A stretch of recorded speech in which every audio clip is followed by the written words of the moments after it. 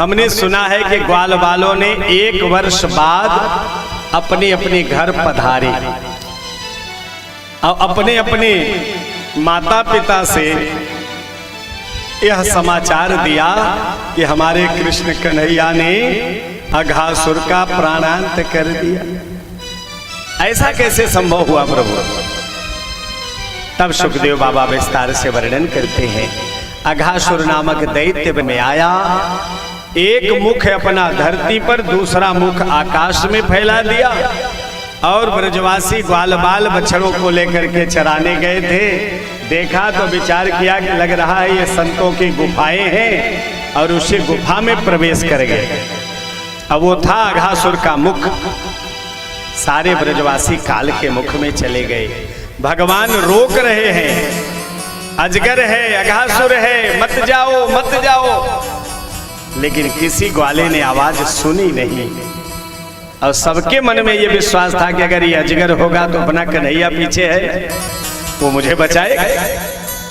भगवान के प्रति ये विश्वास होना चाहिए।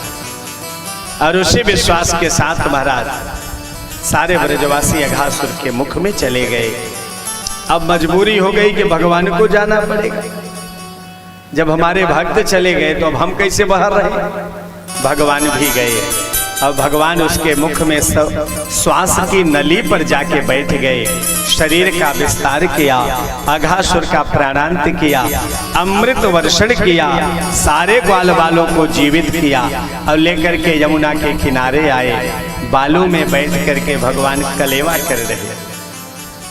सब लोग कलेवा डाली में लटका के गए थे, और जब कलेवा कर रहे हैं ना, तो एक सारे ग्वाल बाल भगवान से करें कन्हैया मेरी ओर मुख करो, मेरी ओर मुख करो। भगवान ने ऐसी लीला किया कि मानो सबकी ओर उनका मुख हो गया। एक भक्त ऐसा था जिसका नाम था महाराज मधुमंगल। और मधुमंगल बासी छाछ लाया था, 4 दिन का मट्ठा, और लेकर के वो पेड़ के नीचे चला गया। भगवान बुलाते हैं, कन्हैया ओ राम राम, मधुमंगल जल्दी से आओ। मधुमंगल कहता है, देखो कन्हैया, आज मेरी मैया ने दिव्य खीर बनाया है, और वह खीर मुझे अकेले खाने दो। मैं तुम्हारी आदत जानता हूं, तो सारा प्रसाद इकट्ठा कर दोगे और सबका प्रसाद सबको मिलता है। अब मैं खीर अकेले खाना चाहता हूं, मेरे घर में बहुत दिनों बाद खीर बनी। भगवान तो जानते हैं ना तुम कौन सी खीर लाए। देखिए मधुमंगल का भाव। हमारा आपका क्या भाव है? कहते हैं महाराज, जब पूजा पाठ के लिए बाजार में जाते हैं सामान खरीदने, तो जो कपड़ा किसी काम का ना हो वो पूजा में लगेगा, जो सुपारी किसी काम की नहीं। महाराज ये पूजा की सुपारी है ना महाराज, ये भाव दारिद्र है। हम दरिद्र नहीं हैं, लेकिन हमारी भावना में दरिद्रता का वास है, क्योंकि हम कोई सामान खरीदते हैं तो पंडित जी को लक्ष्य में रखते हैं। महाराज तो ले जाइए, अब महाराज ले जाइए तो भैया ऐसा ऐसा सामान आ जाए, ऐसे ऐसे कपड़े महाराज हम लोगों के पास, जिससे चाय भी ठीक से नहीं छन पाती। चाय छाने लगे तो महाराज आधी चाय अंदर चली जाए।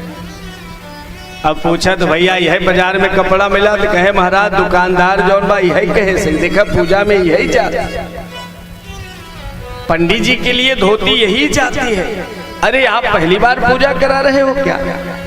अरे फलाने उद्योगपति के यहाँ हर साल पूजा होती है, यही सामान जाता है।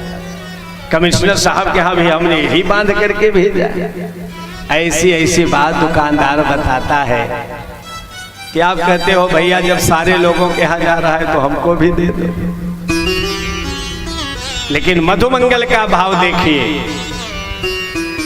मधुमंगल गरीब है, बासी छाछ लाया है, मट्ठा लाया है, भगवान को नहीं दे रहा है, क्योंकि अगर भगवान को देंगे, भगवान अगर इसको पी लिए तो भगवान का गला खराब हो जाएगा, बीमार हो जाएंगे। और भगवान बुला रहे हैं, मधुमंगल आ नहीं रहा है। भगवान खुद चल दिए।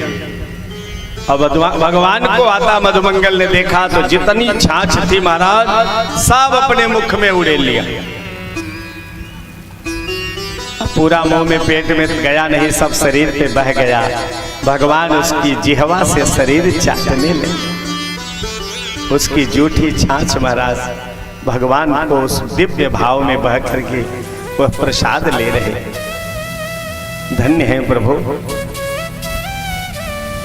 ब्रह्मा बाबा की दृष्टि गोविंद की इस लीला पर पड़ी तो ब्रह्मा बाबा की 4 सिर की खोपड़ी चक्कर खाने लगी। करे राम राम, ये कैसा ब्रह्म है भाई, ये कैसा परमात्मा है। न हाथ धोया, न पांव धोया, न जूठा मीठा जैसा तैसा पाया तुरंत खाने लगे। ब्रह्मा बाबा बछड़ों को उठा ले गए। भगवान बछड़ा ढूंढने गए तो ग्वाल वालों को उठा ले गए। भगवान ने दृष्टि देखा था ब्रह्मा की करामात, और भगवान स्वयं बन गए। सर्वम विष्णुमयम जगत, इस वाक्य को आज सिद्ध कर दिया भगवान। दिव्य सृष्टि किया। ब्रह्मा बाबा को ब्रह्मा बाबा की भाषा में जवाब दिया। ब्रह्मा बाबा नीचे आकर के देखते हैं वही ग्वाल बाल, ऊपर देखते हैं वही ग्वाल बाल। घबरा गए महाराज। भगवान ने ब्रह्मा बाबा को ब्रह्मा बाबा के ही द्वारपालों से अपमान करवाया। ब्रह्मा बाबा आकर के भगवान की स्तुति गाई। कहते हैं ब्रह्मा जी, नौमीध्यते ब्रह्मपुषे तडिदंबराय गुंजावतंस पर पे छल सन्मुखाय। ब्रह्मा बाबा गोविंद की स्तुति कर रहे हैं। आप भी ब्रह्मा बाबा के साथ लग जाओ। वन्य सृजे कवलवे त्रविषाण वेणु लक्ष्मश्रिये मृदुपते पशुपांक।